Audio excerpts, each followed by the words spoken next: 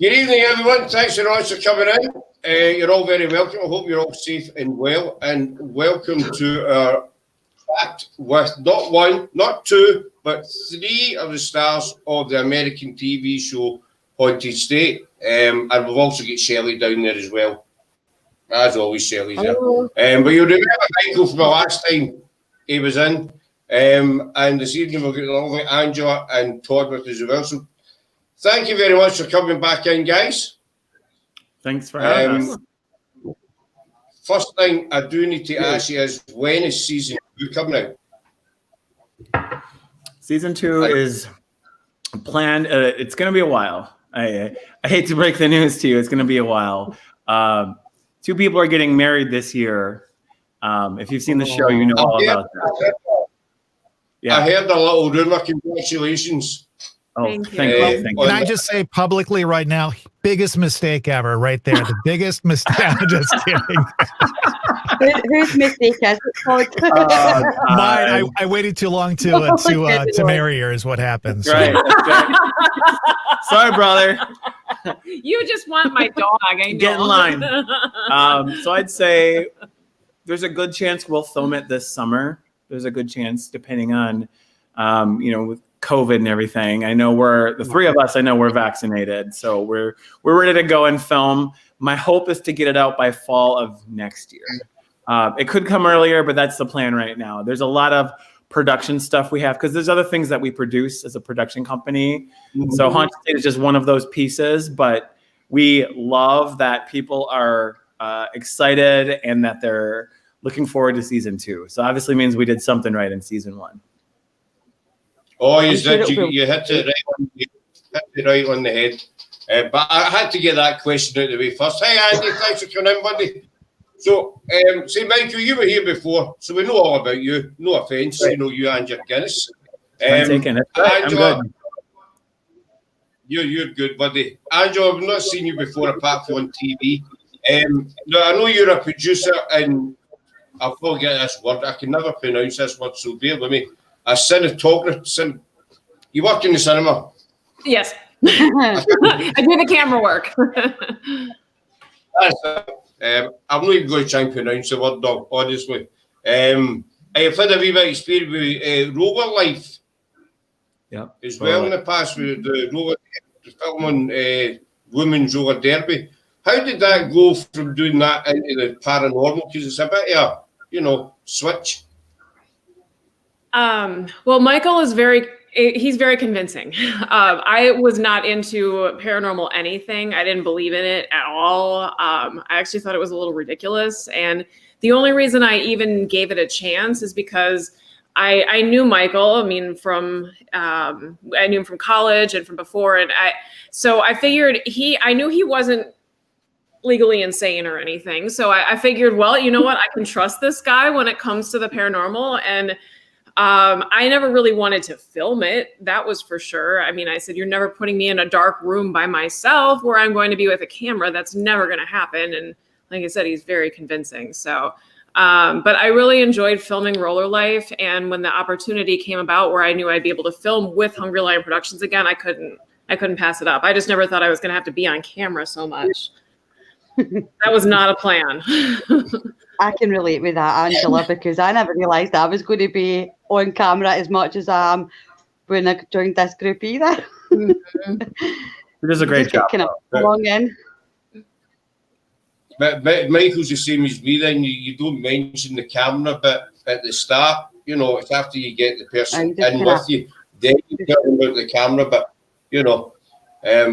is it something you would ever thought you would have been doing, a paranormal TV series, Yeah, it's for you. Did you say that? Was this something I ever thought I'd be doing? Right, paranormal TV series. Yeah. Oh no. Yeah. Absolutely not. I'm actually a teacher.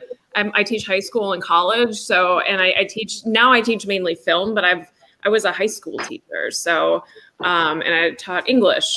So the idea of doing anything like this was never a consideration for me, but I love it. And the fact that I have the chance to teach film now too is incredible. The TV series is not something I ever would have planned on. The idea of filming one is great, but the idea of being in one was something I never wanted to do.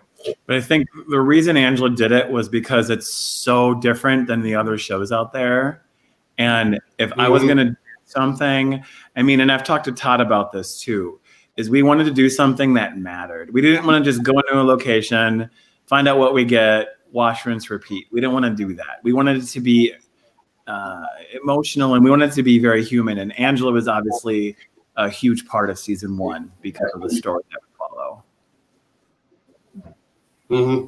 Yeah, and I said that last time, Mike, you were in. That's what makes your show so different, because you've got that mixture. You know, it's not just it is serious, but at the same time, you've managed to find that balance.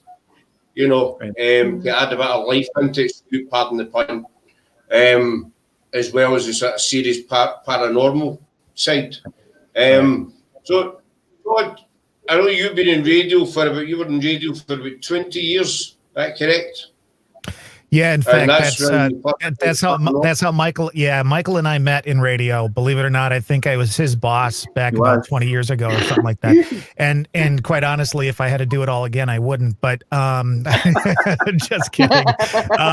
That's and working with him is how we kind of got involved and interested in paranormal, because we did some things with the radio show that we worked on where we did some investigations. And I don't think at that point I had any idea that we'd be doing, the movies or the TV show Haunted State, but certainly there was that interest there, and it's always been an interest of mine. So probably like you guys, I had that interest, didn't realize that people were actually going out and investigating until some of the TV shows started popping up in the early 2000s, late 1990s and all that kind of stuff. And then it's all like, hey, this is something I really want to do. So that's kind of how my interest started. Yeah, and Todd's a big reason that I got into it. I'm sorry, I just want to quick jump in. Sorry, Scott. Todd's a big reason Haunted State even happened. Because I remember sitting in my office and I was producing Todd's morning show. And he came in there and started telling me about this show called Ghost Hunters, right? And he's showing me this footage, and my mind was blown by it. And I started watching it, and Todd's a big reason all this happened, because I wasn't even interested in any of that until he started talking about it with me. And I mean, Todd's been with me. We've been doing this from day one with Haunted State. He's been with me from day one. In the movies, you might notice we have different cast members, but Todd and myself are the only two that have been in all of it. And all of it. Yeah, I love working with Todd, even though he talks smack about me. He's a good guy. Oh. He must like. I'll just say hello to some of the people in the chat. I've got 2 questions for you as well so far. So just say hi to Andy and Sarah. Sam Matthews in as well, and Justin's here as well. Just a couple of questions for you. I'll pop them up just now, guys, if that's okay.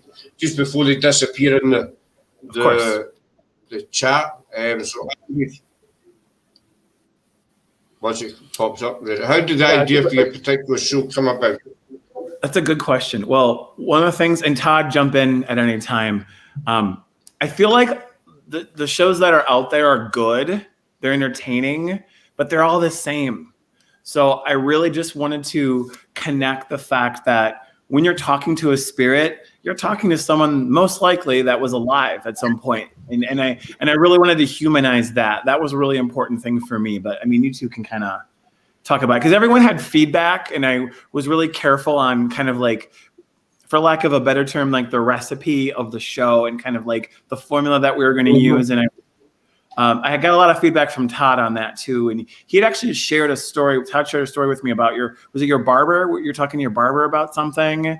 And I don't remember the details of the conversation. Does it look like I have a barber? I mean, come on, let's be honest with ourselves right now. I think the thing that is cool about our show is that Michael was very concerned about how it made us as individuals feel.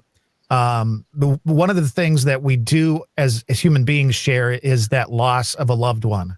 And it's odd that when we started filming this particular series, we all kind of went through something similar to that. And I think that kind of drew us together. But I think it also changed my perspective of these types of shows, because yes, it's great to go out with your equipment. Yes, it's great to try and communicate. Yes, it's great to try and figure out what's going on. But in the back of your mind, you're thinking of that loved one you lost, and your interaction with the energy or the spirit or the ghosts there. My mentality changed. I had a whole new respect for what we were doing, how we did it, and the outcome. You know, why were we really doing it? Yeah, I totally agree with I'm gonna have Angela really quick talk about kind of how everything came about, because when we started filming this series, we kind of had a template of what we were going to go with, but then we had some, life changes happen, and I had to convince Angela to do this, because I basically told her this will help people, because so many people have to deal, like Todd just said, with the loss of a loved one. And I've been fortunate enough to not really, at this point, I'm 42. I haven't had to deal with that much in my life. I've been lucky, but everyone else in the cast has lost a family member. So can I talk about how that kind of came up? Well, I mean, my goal in life is to make sure that I am doing something that is going to help others. And once Micheal put it to me that way, I thought I have to do this now. But yeah, I mean, we were maybe a couple of weeks into filming when my father passed away, and my mother passed 3 years prior to when my father did. So, I mean, and I was the person who was solely responsible for their estate. So going through all of that and knowing the difficulty of it and seeing that, like Micheal could film this and it could show people, yes, all of this is so difficult, but you still may have the opportunity to speak to somebody who you've lost. I really wanted to share that with other people, because I know it's heartwarming. Right. It's a good question. Very good question. I know when I was watched quite. Sorry, Shelley. Carry on. I know when I watched the series, I mean, starting from the beginning, the personal touch shone through, and what I liked was how much interaction you got with Spirit through the process. But obviously, as it came closer to the end, the interaction was even more intense and so emotional. And I don't want to give it too much away, but I've never watched a programme, and I've watched a lot of these programmes, and I've never seen one that has the same approach as yourselves. That's so personal, and as you says, it does help other people find that reassurance and peace to know that there is life after death, and that the people that we love are always going to be around us. Right. And obviously we did the best we could to bring that evidence to light, but obviously we didn't it's still up to the viewer to decide what they think. And that is really at the core of what our show is we really want we want to present what we find and not really lead anyone. Obviously we're reacting to what we're reacting to, but it really comes down to the viewer deciding what they think. And that's the formula for our show, without a doubt, is that's at the core of it. Yeah, that to me, that is, as you say, the core, because to me, with all respect, there's a lot of ghost shows out there that say, that was ghost, that, to me, the best way. I mean, we do the same. We'll put pictures up on Facebook. What do you think? As you say, you gather, you get what you get on these investigations, and you put it out there on your program, but you never ever state that was a spirit, or that you let people, you give them the choice, and they can either believe it or disbelieve it. You're not pushed in any certain direction by watching your show, and that's what makes it really, really, really unique. And I think and that's what. Yeah, I think a lot of shows. It's okay. I'm sorry, Scott. There must be a little bit of a delay, so I apologize. A lot of the shows get into the argument of trying to get you to believe what they're experiencing, and I almost thought I want to make a show for people who believe, but I also want to make a show for people who are kind of on the fence, kind of like how Angela was. Where you're not necessarily a skeptic, but you're not really sure. And honestly, the show is mainly for those people, because we have the science angle too, with our parapsychologist, Lloyd Auerbach. And I mean, we're putting it all out there, and I think you can be a skeptic and still enjoy the show. And I don't think there's too many shows out there in this genre that can really say that. So I'm really proud of that we're able to do that. There's not. I got a question from you, from Matthew, as I was saying earlier. He's part of our American team. He's in the film industry as well. He's got a film-related question for you all. What part of film do you teach? I try to cover as much as I can. I actually teach two separate courses. One is labeled as TV production, and then the other one is movie production. And the TV production course, it's more along the lines of like what would be like a TV newscast. We do a lot of like we do skits. Like, I don't know if you're familiar with like the American show Saturday Night Live. Like, we do a lot of like funny things with that, and we try to look at the more humorous angle. Whereas the movie production class focuses a lot on cinematography. We focus a lot on editing at the very beginning, and my students right now, they're currently working on short films that are in pretty much like, it'll be in production in a week, and they'll be filming the entire thing themselves, they've written their screenplays. That's something else I teach. So yeah, I mean, really, I like to think all of it, except I'm still trying to figure out color correction and editing. I'll leave that to Michael. I don't know how to do that. That's one thing I don't teach, is color correction. That's, I don't have a clue about, but you know, the videos we put out, Sarah does most of them. Joe's done a couple, Matthew's done them as well, and I've sat and watched Sarah do it in the PC, and you know, it's over there and gone.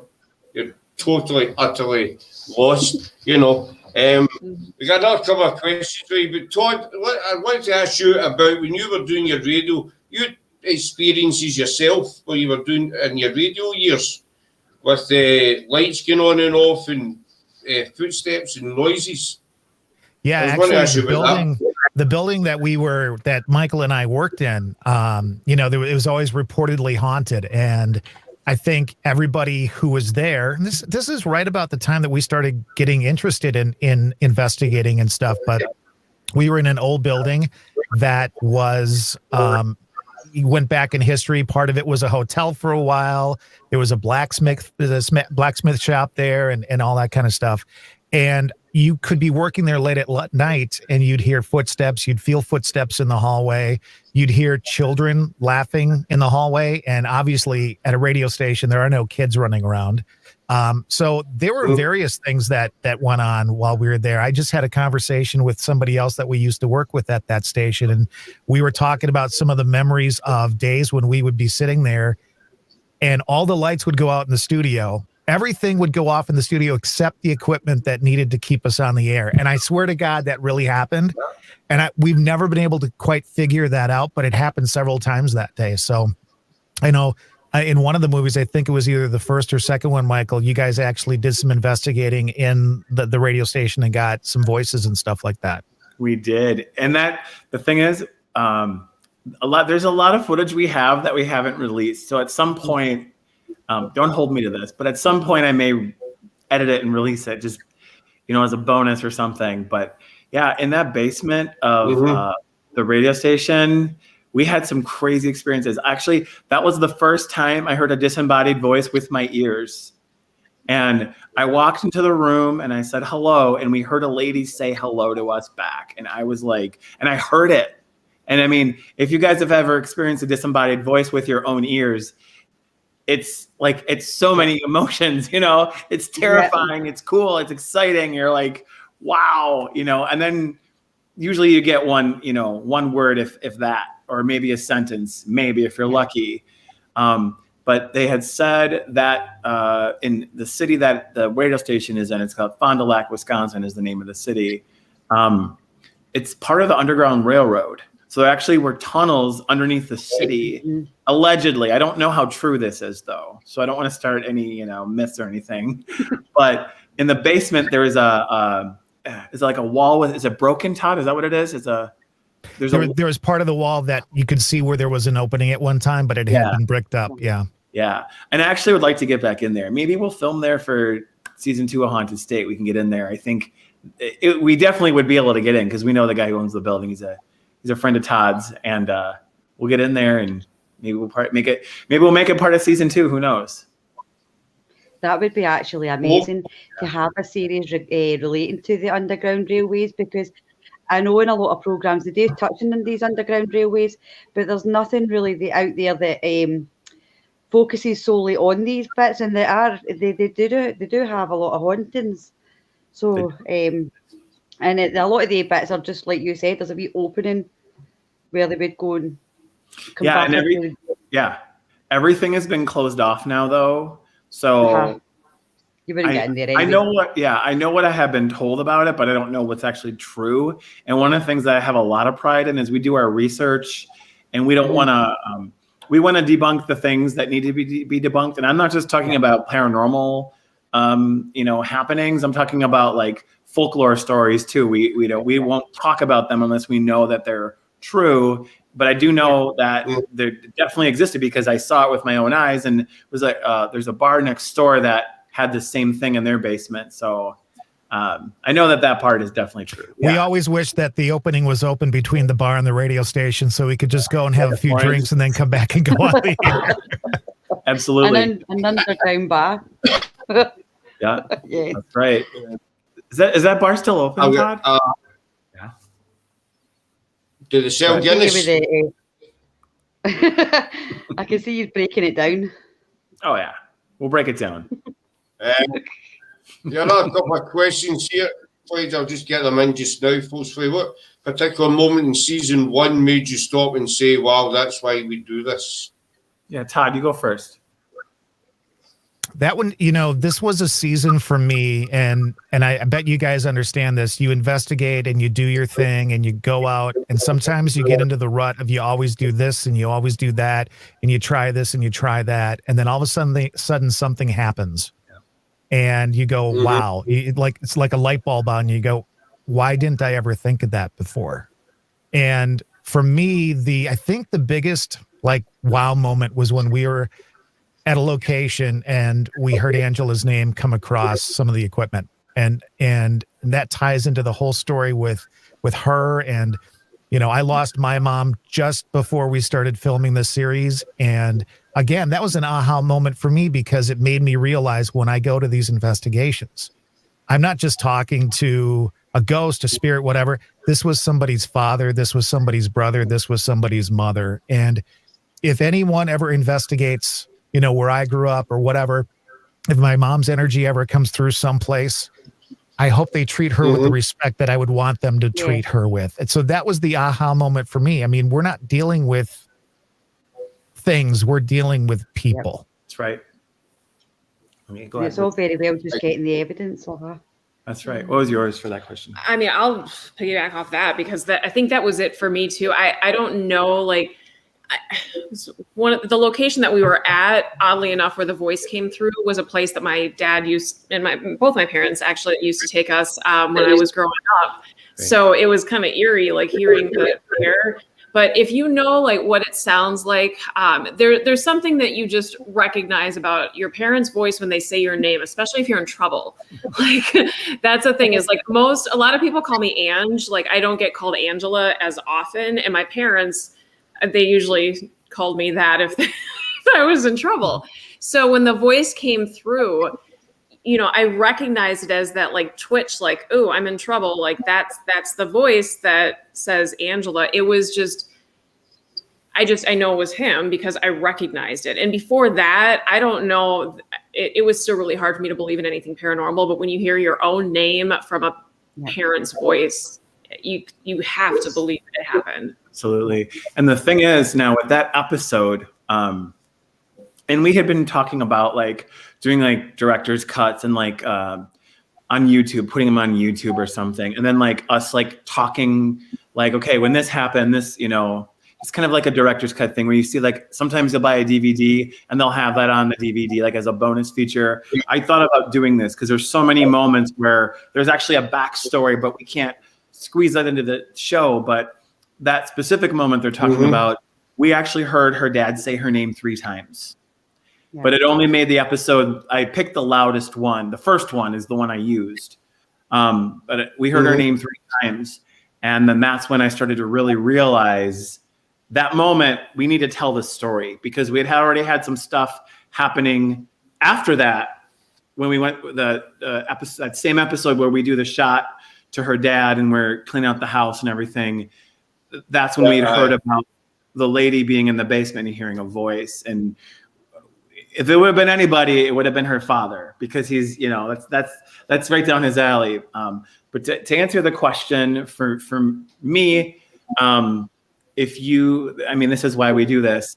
If you saw that last episode of the railroads, Green Bay, the railroad station, the experience that I had, which I'm not going to say what it is because I don't want to ruin it for people who haven't seen it. That was definitely an aha moment for me because I had regretted. Now in the movie Theater of Shadows, Todd and I both saw, we had something happen at the end of that movie, and Todd and I actually saw a shadow person in the booth where the lights went on. And instead of me running after it, I froze. And I was always really upset with myself that I froze. I mean, when you get scared, that's the natural human reaction is to freeze.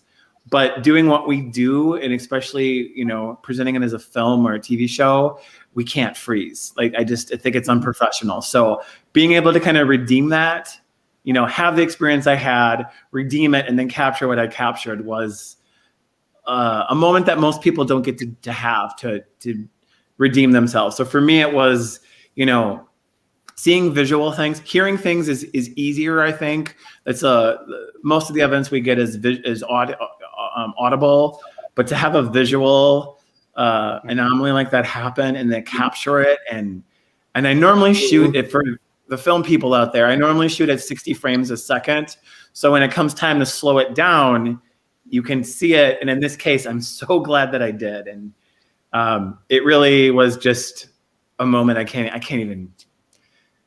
even put it into words, man. I mean, you guys were there, and if you were there, it's totally different than the way it was presented. Because when I told her, she rolled her eyes at me. I went running away, and I'm like, because Anne stayed there with the other girl that was working there, and I went and I told her, and I'm like, "You're not gonna believe this." She's like, "Okay, whatever." Well, mind you, it was 5 o'clock in the morning, and I had taught all day the day before and did not sleep. So I was ready to go home. And the thing is, I kept it from Todd, and I kept it from Angela. And now, mind you, we live together. So I kept it from her for a whole year. I told them I had something, but I didn't tell them what. And then when I showed them, I just got to sit back and enjoy watching their expressions. And they're like, "What?" Wow. So yeah, so it was definitely for me. But there were many moments that I had that, but that was by far the biggest one. And that was actually the first place we filmed, too. Mm-hmm. Yeah. Just we were talking about the Theatre of Shadows. I've got some questions. I wanted to ask you these when you were on previously, but you know we kind of ran out of time, so I was determined that I'm going to get them in. But I'm going to ask you this time. The Theatre of Shadows, you filmed in 4 different theatres. You filmed in the Barrymore, Riverside.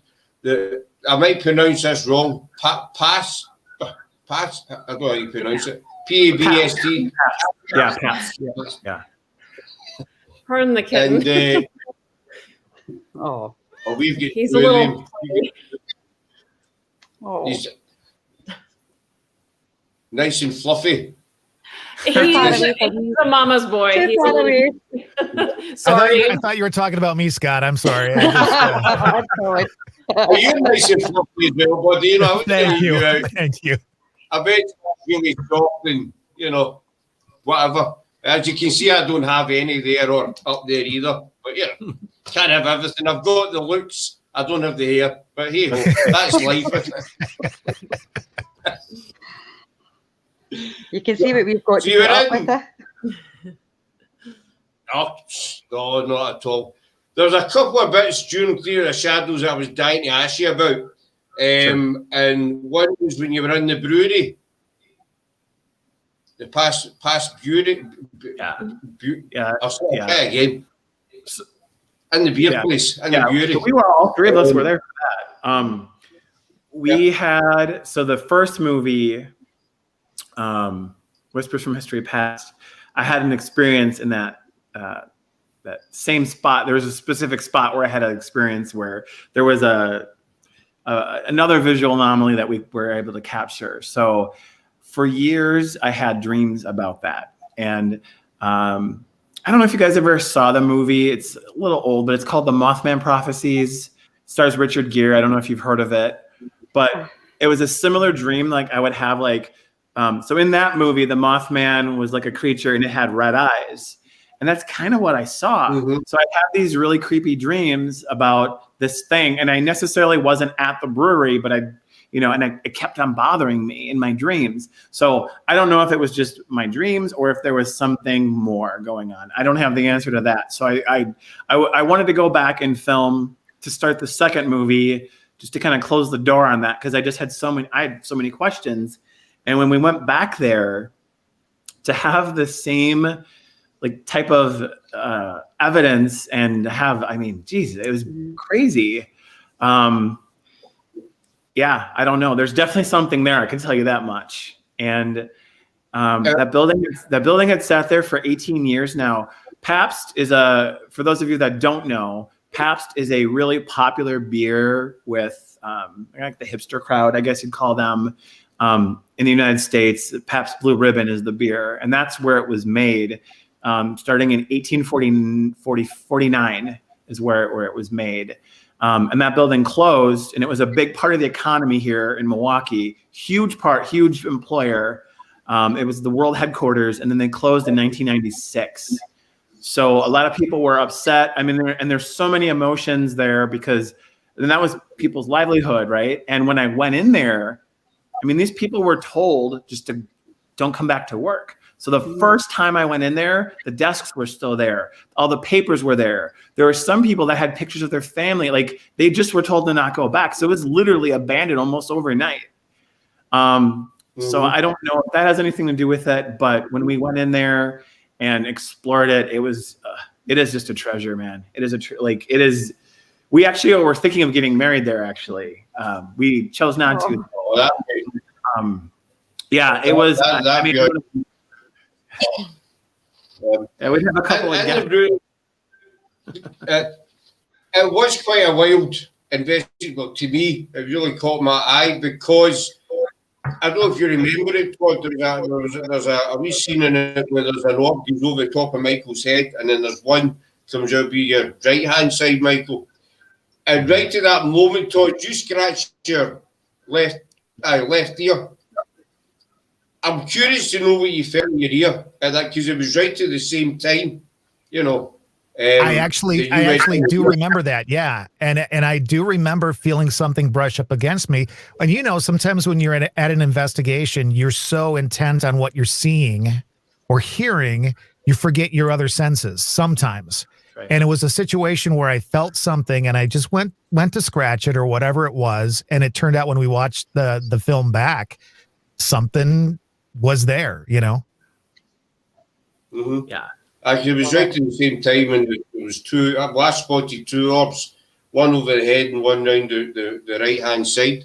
But you, Michael, I don't know, maybe target is the wrong word. You seem to be the favourite in that investigation for some reason because you asked the colour of your shirt and the answer came back black with EVP. Right. And also said, what was the word? Come at me as well. I don't know if you remember that or not. I'm trying to think. The thing is, so I remember in the first movie, everything was kind of centered around me. And it was to the point where it's like, I get irritated. And they both can kind of out. Like, when it comes to saying someone's name, I'm always like, please don't say my name.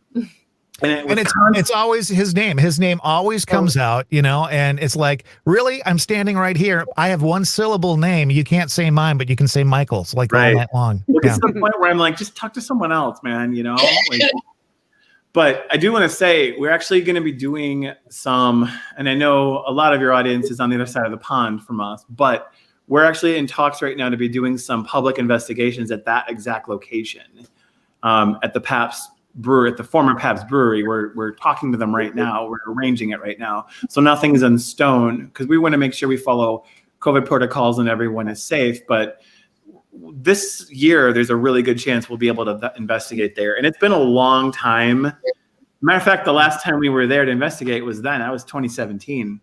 Is that right? Does that sound right? 2017. So it's been a while. So every single time though I've gone there, and I've been there maybe 5 or 6 times. Every single time we have gotten something, and it's just, I don't know why it reacts to me, but that's not true in every location. But there's just certain locations where it'll just pick one of us and just. I don't know. I don't know that I'm that likable, so I kind of feel special, I guess. Do you guys see this with your team? Do you guys see this with your team too, though? Where like, I think one of the things that works well with our team is our energy. The mix of our energy is very, very good. And I think Michael's energy, our energy is here, and then Michael's is up here. And I think sometimes that's why things kind of gravitate toward him, or he helps create the atmosphere that we need in order to get responses and communication and all that kind of stuff. That mix of energy is really, really important when you investigate.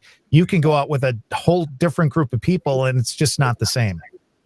And we actually experienced that when we're kind of doing trial by error in the first movie, is we would mix people up because we had quite a few people that we would film with.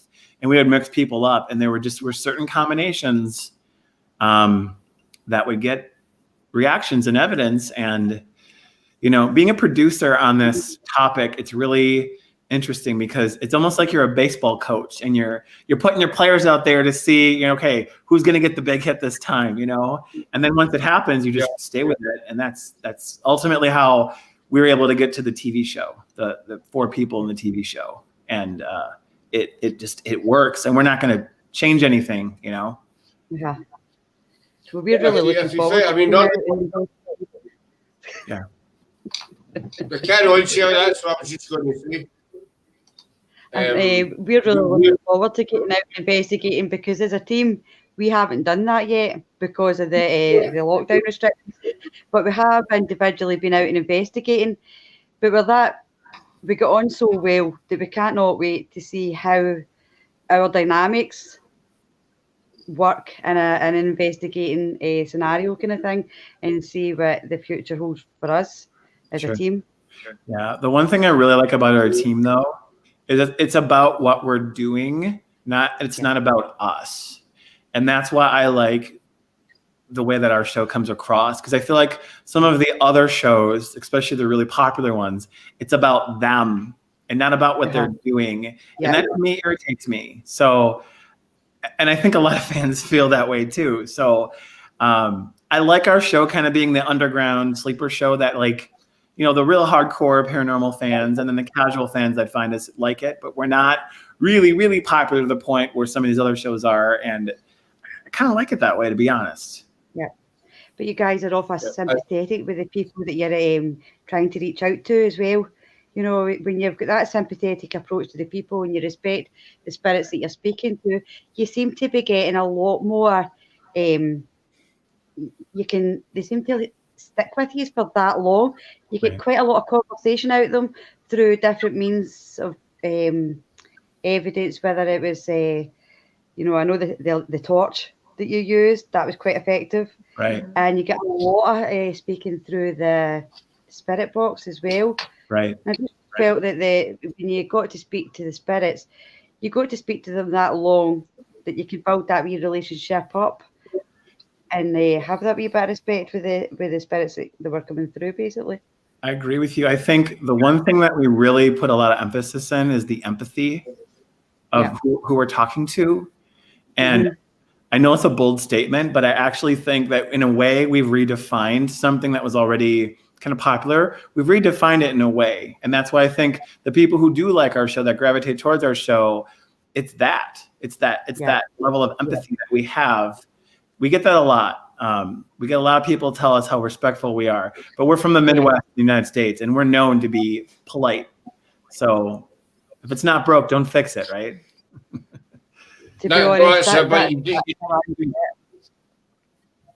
You do need to be respectful. I mean, as you said earlier on, Michael, and I've said in quite a few lives as well, spirits were once people with a physical body. That's the only thing they're missing now is their physical body. They're still, in theory, the same person. And as you get in, you know, the physical life, if someone's respectful to you, you're going to answer them back. You know, you're going to talk to them. If someone's disrespectful, then you've got to, you know, I'm not interested, you know, go away. And it's to me, it's the exact same as right. You know, like some of those popular shows. Exactly. Some of those popular shows where they walk into a room like, show yourself. I can't watch. First of all, I can't even watch that. But second of all, I just think it's really like they're just being jerks, you know, and that's not what we're all about at all. So, and if you guys like, you know, for anyone watching who likes that stuff, I'm not knocking it. I'm just saying for me personally, not my thing. So I'm really proud of the show that we have, and we're going to keep doing things the way that we have been doing them. And my hope is that we'll see that in some of those other shows. I don't know if it's a coincidence. Exactly, Clint, you're spot on, buddy. Spot on. And it's a golden rule, right? Treat people the way you want to be treated. So I don't know if it's coincidence, but some of the shows that I've seen recently have kind of adopted some of the things that we have done. And I don't know if this is a coincidence, but I have noticed it. And I like seeing that.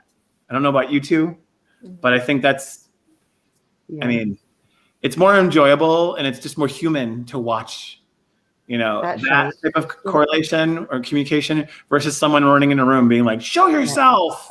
I think it's ridiculous, you know. But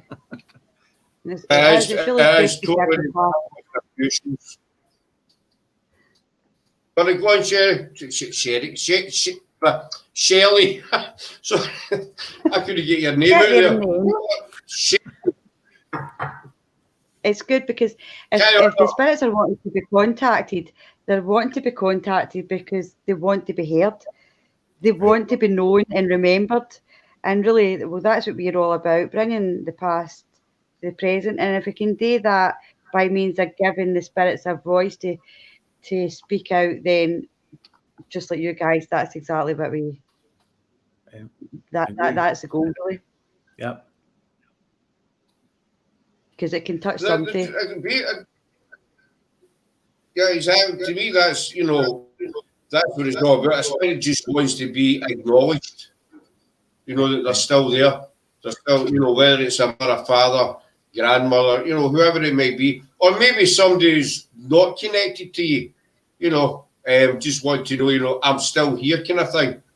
I've not passed. I'm on fire tonight with my words. I really am. I'm telling you. Here's a question for you. I know you're limited for time, guys, so we'll start winding it up. But we got a question from Sandy for you. You guys. I have a very strong opinion, and I think it's a good question, Sandy. I laugh because the two of them know my opinion on this. But I'm gonna let Todd. Todd, you take this one first. Well, I think that, do you want me to say your opinion or do you want me to give mine? I think over time, my belief system is that we should use whatever tools we have in order to investigate. And while our TV show and our movie really is based on the evidence, the scientific evidence that we can get in order to show the story, to tell the story, I really feel that the investigating paranormal is also about the personal experience. Personally, I think that way back in the day, if you said, "Oh, I saw a ghost," people would say, "Well, you're nuts," right? Then all of a sudden, these shows came out, and we were seeing footage of it. We were hearing audio. We were seeing devices being used in order to get all this evidence. And then all of a sudden, the personal experience kind of went away, because you can't take a personal experience and show it as exact evidence on a TV show. And yet, I think that sometimes because of that, because we are so we're so adamant about having that visual, that audio evidence, we forget about the personal experiences. We are an instrument when it comes to communication as well. Yeah. We feel things, we see things, and so we need to take that into consideration. That's my personal standpoint on it. As far as mediums investigations, I happen to believe in mediumship. I think there are people out there who pretend to be mediums or psychics, And I think there are people out there who do that actually do have the ability to communicate and feel things and understand that the average person doesn't. So if it's somebody that you have a lot of trust in and have had experience where what they're saying is backed up with the scientific evidence, I'm good with that. What do you think? Go ahead. Okay. So I have a very strong opinion on this, but all of my opinions are based on my personal experiences. And we have had a few in the 10 years, it's almost 10 years, Todd, we've been doing this, where we have had mediums with us. And we also have had a medium on the radio show at one time, if you remember that, Todd. Yeah, I don't remember who it was, though. But I have a hard time believing it. I really do. I have a hard time believing it. Kind of what Todd said, though, is yes, our bodies are instruments. For me, as the director and producer of the show, one of the producers of the show, I don't know if I would inject that into our show per se, because I'm a tangible science guy. But yeah, I believe it could exist. I just haven't personally experienced it. I know there's people out there that are performers. I mean, we just did a thing on Houdini, the two of us. So yeah, I mean, I think it's, and Houdini was out there trying to expose these people as frauds. And I tend to kind of agree with Houdini on that part of it, because Houdini knew what he did, but he knew the secrets and everything that he did. And I feel like there's a little bit of a kind of a snake oil salesman to that side of things, but I'm not saying it doesn't exist. I just haven't experienced it yet. So yeah, I think the people who believe in it, it's cool. It's just not something I personally, I just haven't experienced it yet. And it's like anything. People don't believe in the paranormal, and then they have an paranormal experience, and now their mind is changed, okay? That's where I am with the mediums. I haven't had an experience where, that I believe it's legit. And then there's a lot of stuff out there about me on the internet now too. So it would have to be something very specific to get me to be able to believe that. So I don't know. I'm on the fence, but I'm on the side of the fence of not believing. I'm impartial. I need to be further educated. Especially doing like the research on Houdini. I guess I need to look further into it. I don't feel like I'm well enough educated to have an opinion. Good question, though. Thank you. Well, it was a good I know these guys are looking at the time, so we'll wind it up there. But you've got a new fan. Clint is going to start watching the Haunted State Show after this live. So thank you very much, Clint. And then what? Can I say something really quick? Certainly, go on. So I have a rule when I watch a new show, and I want to put this out there. Okay, it's the 3-episode rule. When I watch a new show, it takes me 3 episodes to really, really get into it. So if you look, and I'm not going to talk about the reviews, but if you look at some of the reviews, people watch like 10 minutes of it and they decide they didn't like the first 10 minutes, therefore we get 1 star. But the people who, watched it and really, really gave the time to it, usually around the 3rd episode, I want to say I'd say the end of the 2nd episode is when it really kind of starts to get really good. So I just wanted to put that out there, is that our show is a little different than some of the other shows out there, but you gotta, it's like baking. You got to give it a little bit of time, and it's going to be worth it. It definitely was. No, it really was. I've watched some things for 10 minutes, and I'll tell somebody maybe in the work about it, and they'll say, "Well, you're nuts. What, you should have watched it all because it's really good." And so you go home and you watch it, think, okay, that was pretty good. So I know exactly what you mean. But thanks everybody in the chat for coming in. A big thank you to Angela, Micheal, and Todd for coming in and saying, giving us a time and having a chat with us, answering some of your questions. If you've not watched Haunted State, give it a watch. It's on Amazon Prime, Theatre of Shadows as well. You need to watch it. Simple. There's no ifs or buts. You need to watch it. End of story. We appreciate it. We appreciate it. We want to say one. Sorry. I was saying one last thing. If you're watching this, please follow us on social media, Facebook or Instagram, or just at Haunted State. We interact with our fans. So, join us, and we're happy to talk with you guys. And if you have any questions, we're happy to answer them. And we love our fans, and we appreciate all the support that's out there. So thank you to everyone out there. Fantastic. It was really good to meet you guys, and you'll need to say hello to Anne for us, or if she's maybe watching. Absolutely, we will. Yeah, he's busy right now. Here I am drinking too.